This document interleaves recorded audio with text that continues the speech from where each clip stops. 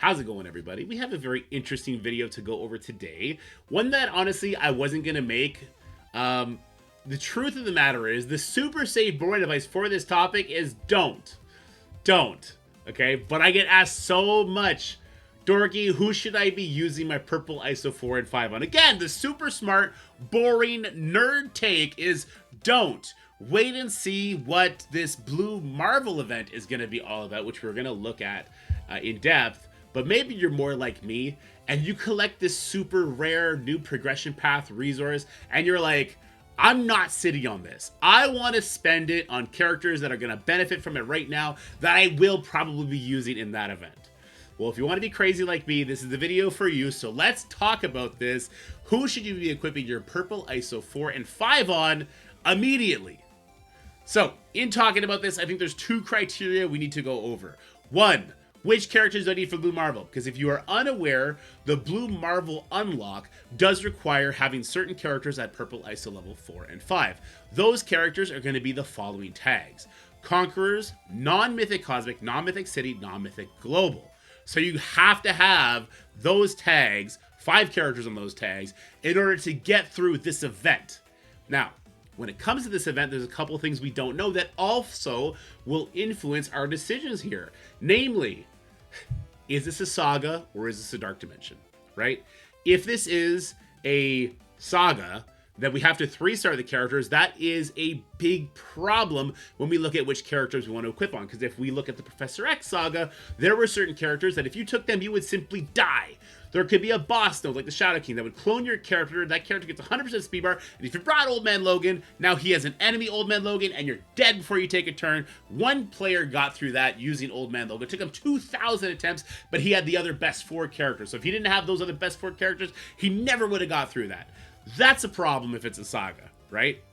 Or is this a dark dimension where we can use 40 hits to get through a certain node if that's as long as it takes? So these are the questions we want to ask ourselves.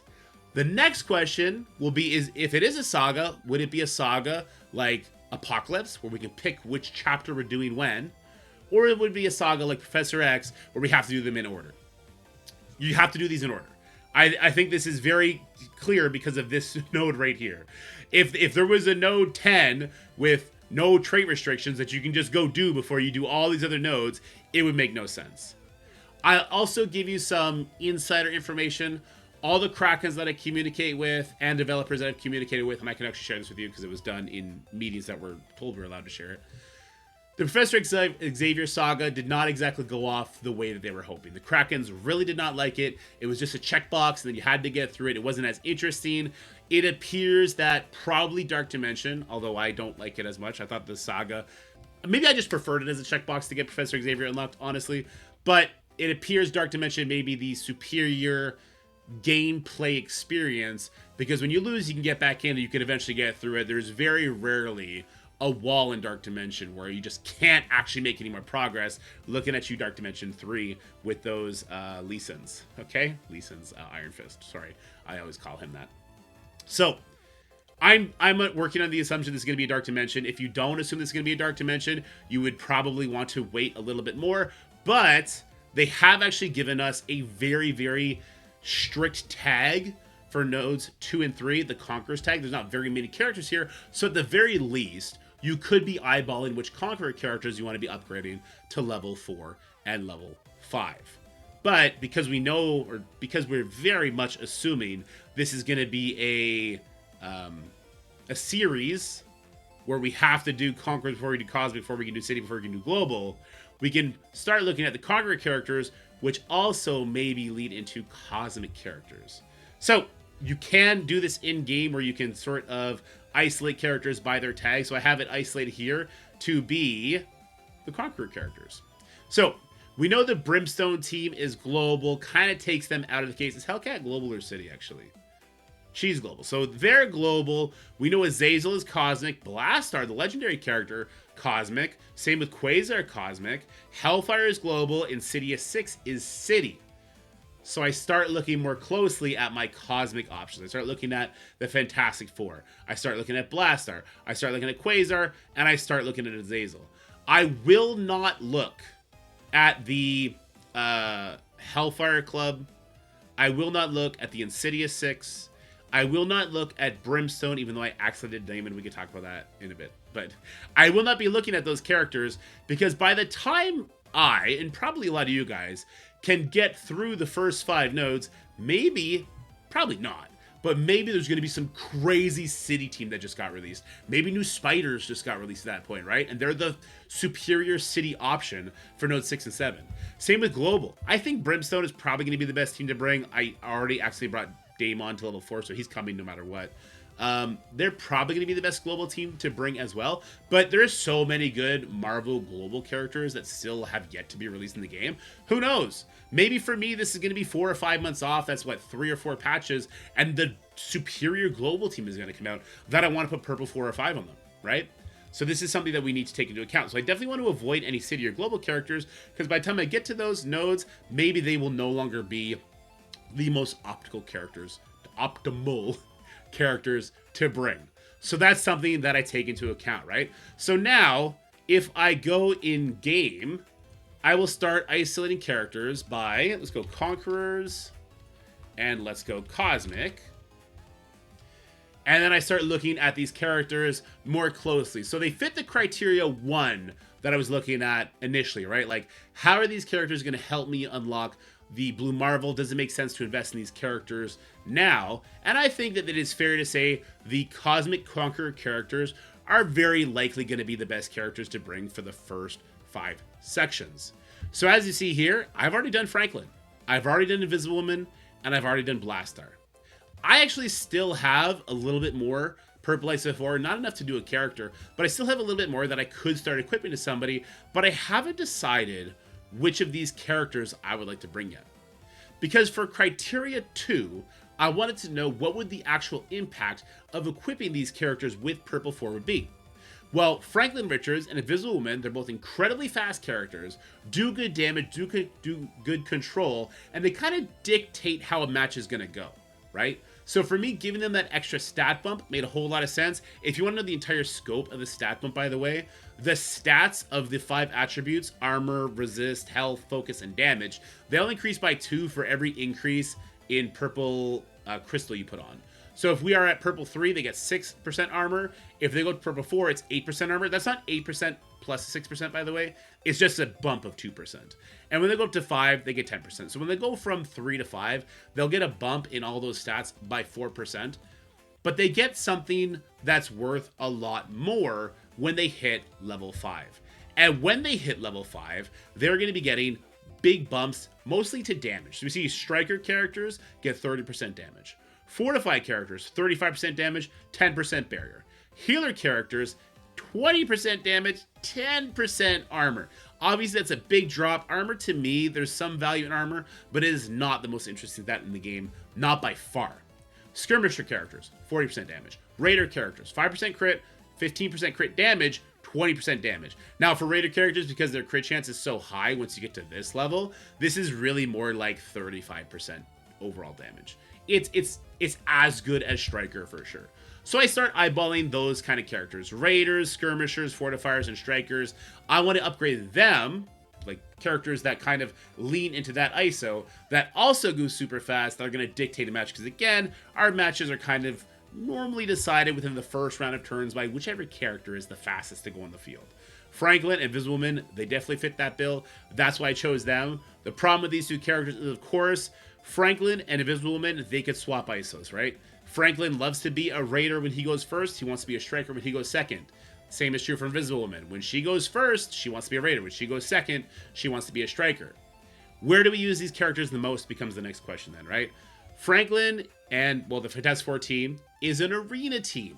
They normally do mirror matches, and because they normally do mirror matches, their speed stat gets turned off, which means that Franklin is normally the first Fantastic Four member to go, so I made him a Raider. Because that's where I value him the most, is in that arena setting. So him as a Raider, Invisible Woman as a Striker, was the decision that I went with.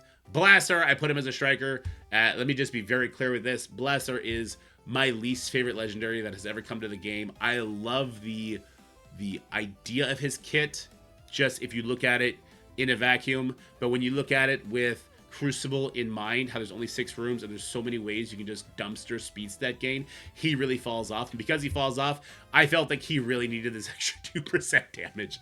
He really needed this extra 2% damage. So I went and threw him on there. And honestly, because I think this is a Dark Dimension setting, and I don't think we're going to have some sort of gimmick that gives us extra energy, we're going to be using a lot of basics, which could lead to some juicy bomb burst explosions. So that's why I went with Blaster. But I haven't done anybody else. Why is that? Well, Mr. Fantastic would be a cool character to do. I do him as a fortifier, so he would be getting, 10% extra max barrier and 35% damage. And that's really cool, right? The problem is, when we look at sort of the scope of Reed Richards and his team, when does he actually take a turn? And when he does take a turn, is it ever actually that meaningful? And I would argue the answer is no. The biggest reason you try and upgrade Mr. Fantastic as high as you can is not because of his damage. And it's not because of how much damage he can tank to a certain degree. The reason you max him out is because Overpowered exists. And I know I'm just contradicting myself, because Overpowered means he's going to take a lot more damage, right? But Purple ISO 5, giving him 10% max barrier, is not going to outweigh some other enemies, Purple ISO 5, that gives them 30% damage. This is just not the way it scales, right? The real reason you bring Mr. Fantastic up as much as possible is to avoid Overpowered, because that's 50% more damage. That leads him to start dropping off those death proofs that much faster. That's why you bring him up. So I don't know if Mr. Fantastic is actually going to come with me for the Blue Marvel unlock. The same would be true about Human Torch. Human Torch is a very fast character. He would really benefit from those stats, but he goes after Invisible Man and Reed Richards. The match has probably already been decided by then. So when I'm looking at Conqueror Cosmic characters that I'm interested in bringing for this event, I'm kind of more looking to spread out the goodness here. So I do have 2 Fantastic Four members that I'm going to be bringing. That's going to help any sort of Fantastic Four encounter I bring. Blaster is going to help any sort of Crucible encounter. I'll probably do Quasar as my 4th character. The problem with Quasar is in the most important matchup for Quasar, which is, of course, Quasar versus Professor X in War, you sometimes want Quasar to have less damage than somebody else on the field, because you don't want those Professor X mind control attacks to kill him before he gets to take a turn. So it is a very fine line, which is why I did not do Quasar before Blastar, even though I very much value Quasar over Blastar. I did the math, and if I were to upgrade my Quasar to 4 stars, in particular if I were to give him this 2% damage, he would have more damage than my Odin, and I use Odin as a punching bag in that matchup. That would be bad for me. So that's me kind of looking at that second criteria, right? Kind of all over the place right now. But that's sort of my thoughts when it comes to Purple ISO 4 and 5 and now. That's who I have equipped so far. I looked at what I need for Blue Marvel, which tags I need, which tags come first, kind of analyze, like, hey, I might want to wait and see if there's a new city team, if there's a new global team, but Conquerors Cosmics, that's going to be kind of safe, so I can invest in those heavy hitters now, and we'll go from there. And then there's this guy, who, I'm not mad I did this, because it was an accident, by the way. I was upgrading his armor, and normally when I upgrade characters, I just click up here. If you click up here, you can equip all 3 at a time instead of having to click 3 times. And I accidentally clicked number 4. And then he had level 4 armor, and I thought, you know what? I don't like that. So I just brought him all the way up to level 4 on all 5 of the attributes, equipped it to him. He's coming with me for the Blue Marvel Global section. It might slow down my other sections based on Purple ISO acquisition, but it is what it is. It was a mistake, and then I got tilted and made more mistakes, and that's just the way she goes. So I hope this conversation and just my kind of stream of thoughts maybe gave you some insight on what you wanted to be doing with your Purple ISO. Remember that this is a resource that you cannot farm. You do not get this in raids. You do not even get this in the Alliance milestone like we did for the Odin unlock, right? Right now, and in that blog we've been looking at, they pretty much said, like, hey, this is going to be leaderboard only stuff. So we currently have the Daemon leaderboard, which is also awarding Purple ISO 4 right now. You definitely want to be careful. And yeah, you please, if you take nothing else from this video, take this. Do not upgrade your city or your global characters before you have your cosmic characters at Purple ISO 5. And if you don't want to do that until you see the actual mode, then do nothing. Because to upgrade from 4 to 5, it still costs Purple ISO level 4 ions. You see here, if I wanted to equip the armor attribute to my daemon, I still have to use 342,000 of the level 4 ions.